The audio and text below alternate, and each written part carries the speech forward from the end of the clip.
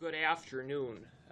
The issue of physician-assisted dying is probably one of the most important social issues that this country has faced in some time, and it will almost certainly be one of the most important issues that comes before Parliament.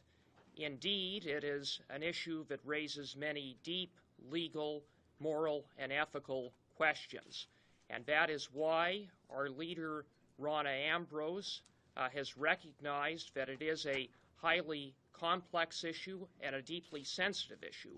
And so from day one, Conservative MPs have been invited to speak freely and vote freely on this important legislation. Any legislative response to the Supreme Court decision must respect the parameters set out by the Supreme Court. The Special Joint Committee, in its main report, unfortunately failed to respect the parameters set in Carter in some of its key recommendations. It was on that basis that I, along with my other Conservative MP colleagues on the committee, including Mr. Del Tell, issued a dissenting report. I am pleased to see that the government has certainly adopted many of the key recommendations in our dissenting report in the legislation, including excluding minors, limiting the scope of physician-assisted dying to persons with physical illnesses, and recognizing the risks involved in advance directives.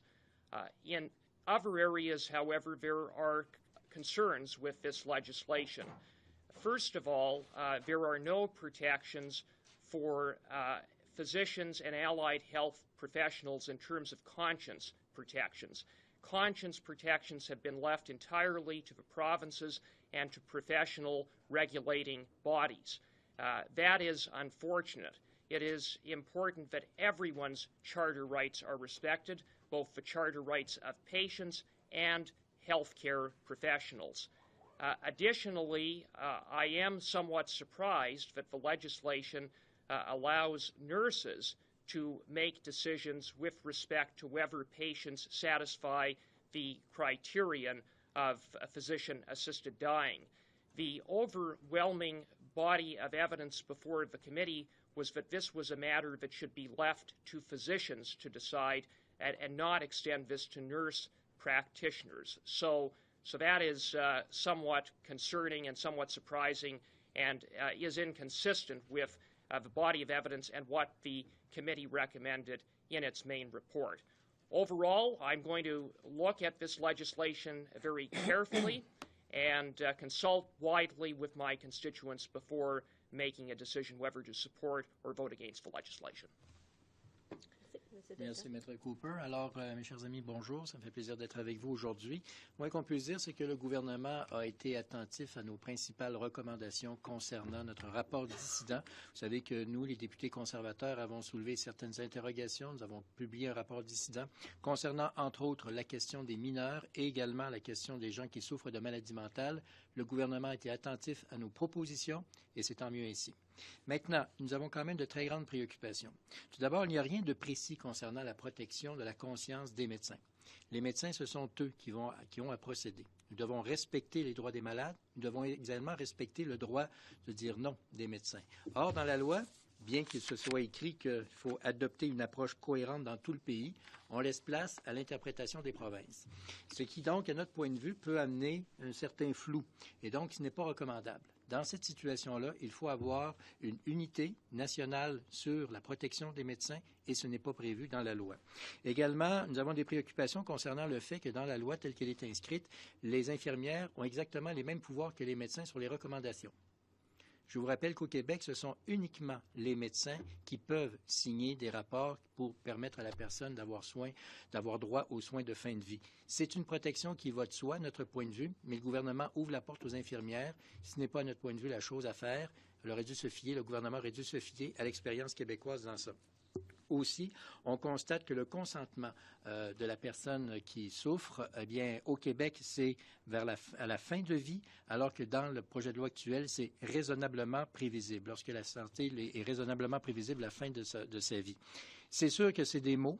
C'est de la dentelle, appelons-le comme ça, mais on estime que ça ouvre un peu plus la porte que ce que l'expérience québécoise nous a conduit à comprendre. Je vous rappelle que notre parti politique a toujours dit que c'était un vote libre, que tous les députés peuvent s'exprimer de façon libre. Mme Ambrose a agi avec dignité et honneur comme chef de l'opposition officielle en permettant à tous les députés de s'exprimer et de voter librement, et nous allons agir de la sorte. Et nous sommes prêts à collaborer, nous tendons la main, nous ouvrons la porte avec le gouvernement pour être sûrs et certains que tous les députés qui ont des choses à dire, qui veulent s'exprimer, puissent le faire dans le cadre législatif normal. Et donc, nous sommes prêts à revoir certaines dispositions, nous sommes prêts à ouvrir les heures où le Parlement devra siéger, mais nous devons le faire de façon positive et constructive. Nous tendons la main au gouvernement pour collaborer afin que tous les députés puissent s'exprimer librement sur ce projet de loi et pour l'avoir vécu au Québec. Je tiens à vous dire que c'est pour plusieurs députés, fort probablement le vote le plus important qu'ils auront à prendre dans leur vie parlementaire. Et donc, il faut prendre le temps de le faire correctement et de laisser surtout le temps à tous les députés qui veulent le faire de s'exprimer en Chambre. Merci beaucoup. Thank you very much. Catherine Collins, CBC. I wanted to ask you for this. Je vais vous demander de répondre aussi en français, M. Denton, but starting in English. Mr. LeBlanc raised the prospect of a vacuum if this bill doesn't pass June 6th. We all understand the circumstances. I wonder to what degree that puts pressure on both Conservatives, but really all MPs to get this passed. Can you imagine an acceptable scenario where we end up in this sort of legal vacuum? Well, Mr. LeBlanc is quite correct that there is a very compressed timeline. We have really about 5 weeks to get this very complex piece of legislation passed through both the House of Commons and the Senate. It is unfortunate that we only have 5 weeks, and while I don't think all of the blame can be shouldered on this government, I think a fair share of it can be. The fact is that the Special Joint Committee released its report at the end of February, and it's now not until mid-April that the government has brought forward this legislation. The government knew from day one that it had to pass this legislation and that it had a very short timeline. So the government, in my view, has dropped the ball. That being said, we have to use the time that we have to pass legislation. It is absolutely essential that legislation is passed. Absent legislation being passed, there will be a vacuum. There will be no certainty for patients, for physicians, and no protections for the vulnerable, and that is an unacceptable situation. Vous savez que les députés ne contrôlent pas les ordres de la Chambre des communes. En fait, ce que je veux vous dire, c'est que les députés ne contrôlent pas les ordres de la Cour suprême. Par contre, on contrôle l'horaire de la Chambre des communes. Alors, nous tendons la main au gouvernement, nous offrons notre pleine et entière collaboration pour trouver un terrain d'entente, pour trouver le temps nécessaire pour que tous les députés qui veulent s'exprimer sur cet important projet de loi puissent le faire. Et j'ai cru comprendre que, bon, maintenant les libéraux ont compris le gros bon sens, ça va être un vote libre. Il était temps qu'ils comprennent ça. Il y avait eu un avis contraire il y a quelques semaines par M. Leblanc. Tout à l'heure, il vous a dit que ça allait être un vote libre. Jamais trop tard pour bien faire. Chez nous, ça a toujours été le cas. Je crois comprendre qu'au NPD, c'est légalement. Ce que je veux vous dire par là, c'est qu'il n'y a pas d'enjeu partisan. Mais c'est un enjeu qui concerne tous les parlementaires. Nous tendons la main au gouvernement pour trouver un terrain d'entente, pour avoir le temps nécessaire pour que tous les députés qui veulent s'exprimer puissent le faire. Les députés ne contrôlent pas les ordres de la Cour suprême. Par contre, on contrôle notre calendrier à la Chambre des communes.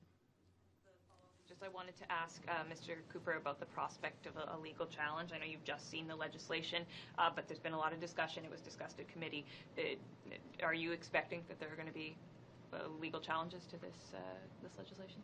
I would expect that there could be legal challenges on all different sides. The Quebec legislation has faced legal challenges. That is the reality of living in Canada with a Charter of Rights and Freedoms. Merci. Carl Duggan, iPolitics. So you've done a good job at addressing, I think, the specifics of the bill. In general, do you feel at the moment that the draft do you feel it's a good bill or a bad bill, or does it need a big overhaul, or is this about right? Well, the draft bill, as I read it, is certainly an improvement from the Special Joint Committee report. That's it. Hélène Buzetti, Le Devoir. Oui, Monsieur Deltel, vous avez dit tout à l'heure dans vos commentaires que ça allait un petit peu plus loin que ce que le Québec prévoyait. Ça va plus loin que l'expérience québécoise. J'aimerais que vous expliquiez exactement ce que vous avez en tête, parce que me semble-t-il que l'analyse que tout le monde semble faire, c'est que le choix législatif fait par Ottawa est très restrictif et qu'il a pris une lecture très limitée de la décision de la Cour suprême. En fait, il y a deux éléments qui distinguent la loi du Québec versus ce qui est proposé aujourd'hui par le gouvernement. D'abord, la question des infirmières qui ont exactement le même pouvoir décisionnel que les médecins, et également le fait que le consentement du malade au Québec, c'est vraiment à la fin de la vie, alors que dans la loi actuelle, c'est lorsque le médecin estime qu'il y a que le décès est raisonnablement prévisible. On comprend que dans ce point-là, c'est de la dentelle, on le reconnaît, mais dans ce dossier-là, tout est de la dentelle. Et c'est pour ça aussi qu'il faut s'assurer de la protection de la conscience des médecins. Dans la loi, il n'y a strictement rien par rapport à ça. Et comme je vous disais un peu tantôt, je suis surpris parce que dans le préambule, c'était inscrit qu'il est souhaitable d'adopter une approche cohérente dans tout le pays, mais on laisse libre cours aux provinces. Donc, ça va laisser une espèce de flou sur les médecins. Et nous reconnaissons tous le droit des malades d'avoir accès à ces soins de fin de vie-là. Par contre, il faut reconnaître aussi le droit des médecins qui ne sont pas à l'aise de procéder, d'avoir justement cette possibilité de le faire, de faire état de leur situation à un tiers, c'est-à-dire à la direction de l'hôpital, et la direction de l'hôpital réfère à un autre médecin. Or, il n'y a strictement rien là-dedans dans ce projet de loi. Nous aurions souhaité que ce soit un peu plus précis. Processus parlementaire, vous dites on tend la main, mais en même temps, j'entends, on veut que tous les députés parlent, etc. Oui. J'ai comme l'impression que vous nous annoncez une forme de filibuster qui ne porte pas ce nom. Est-ce qu'on va s'attendre à une attitude où vous allez reconnaître que cet échéancier du 6 juin est être réaliste, ou vous allez pousser jusqu'au bout? Alors, écoutez, c'est pas une question de filibuster, c'est une question de respect du droit de parole de toutes celles et ceux qui ont été élus par les Canadiens, peu importe le parti. Il y a une grande différence entre un filibuste et de permettre aux députés de s'exprimer. Un filibuste, c'est vraiment pour bloquer l'adoption d'un projet de loi. Dans le cas présent, il n'est pas question de bloquer, il est question de s'exprimer.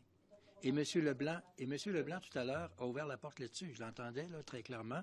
Il a dit que tous les députés qui peuvent le faire pourront le faire. Il y a des choses qu'on peut faire. Plutôt que d'avoir prendre 20 minutes, on prend 10 minutes, on partage le temps. C'est ce qu'on fait d'ailleurs dans tous les débats actuellement. Là, il n'y a pas inventé à vous en faisant ça. Il a juste confirmé ce qui se fait de façon courante. Mais ouvrons la porte à ça. Travaillons ensemble pour trouver des moments pour que tous ceux qui veulent le faire puissent le faire. C'est tout sauf un filibuste. C'est le respect que nous devons avoir pour tous les parlementaires de s'exprimer sur cette situation qui n'a strictement aucune partisanerie, mais bien plutôt l'expression pleine et entière du droit de parole des députés. The Liberals were up saying that this bill will stop suicide tourism. I can't imagine too many people wanting to, set up suicide tourism businesses, but I'm sure somebody will. They also kept saying this is a charter right, and this court decision did state that. The court said in the past the charter applies to everybody on Canadian soil, so do you expect that that'll be knocked aside and soon we will have suicide tourism whether we like it or not? Well, it is sure, I can't speculate on what the court may rule at some point in time, but I think that the committee was certainly unanimous in its recommendation, and I think the government is right in bringing forward it in the legislation to make sure that Canada does not become a tourist destination for those who don't have access to physician-assisted dying in other countries. And I can tell you that based on the Quebec experience, there is no tourism in Quebec about that issue. Can I ask you about, get both of you to respond on protections for medical practitioners, nurses, or doctors? It may be protected in the charter, but we're already seeing regulatory bodies come out and say, such as nurses, you must provide this. Do you think that the government could do more in the legislation to protect medical practitioners? Well, the government could have included in the legislation a provision that would have expressly protected the conscience rights of health professionals. There is a precedent for this. It's in the Civil Marriage Act in Section 3. So the government could have introduced a similar provision in the legislation that it brought forward. It's disappointing that the government chose not to do that. Thank you. Laura Stone, Globe and Mail. Mr. Cooper, can you repeat in English what your colleague was saying about being willing to work with the government to extend hours to get this bill passed? Well, we have 5 weeks to get the legislation passed, and we need the legislation passed on June 6th. So I and my colleagues in the Conservative caucus are prepared to do whatever it takes so that there can be a thorough debate, so that MPs can use this time to consult as widely as possible in being able to make a decision on whether to support or vote against the legislation. And you said you haven't made up your mind yet. Like, you are considering supporting this yourself. Listen, I think it is an improvement from the main committee report. There are some good aspects to this bill, some important aspects to this bill. There are also some shortcomings. So I have to balance both of those things, and I also have to consult constituents, and I am going to be doing that. Merci. I'm sorry, I don't have your name. But... Canadian Catholic News. Will the Conservatives be pushing for a judicial review as part of the safeguards, so that, as the vulnerable person standard call for, that anybody seeking an assisted death would have to go to a judge or some kind of a panel in addition to having the other safeguards? Well, that is certainly an issue that can be looked at as the legislation moves forward in the House. But we also have to recognize that this is a medical decision, and one of the most important safeguards in the legislation is the fact that it is limited to persons with physical illnesses. So I was certainly pleased to see that. Dominique Lahaye, Journal de Québec. Est-ce que vous envisagez amener des amendements, lesquels? Bien, comme on vous a dit tout à l'heure, on a des préoccupations concernant les infirmières par rapport aux médecins, concernant les mots employés pour le consentement des patients, c'est-à-dire fin de vie versus raisonnablement prévisible. On va laisser le débat se faire. On ne peut pas vous dire au moment où on se parle si oui ou non on va proposer des amendements. Ça va faire partie du travail législatif, des discussions qu'on va avoir avec les collègues. Mais il y a des points qu'on est heureux de voir que le gouvernement nous a entendus sur les mineurs et sur les maladies mentales. Tant mieux. Mais il y a des préoccupations aussi que nous avons.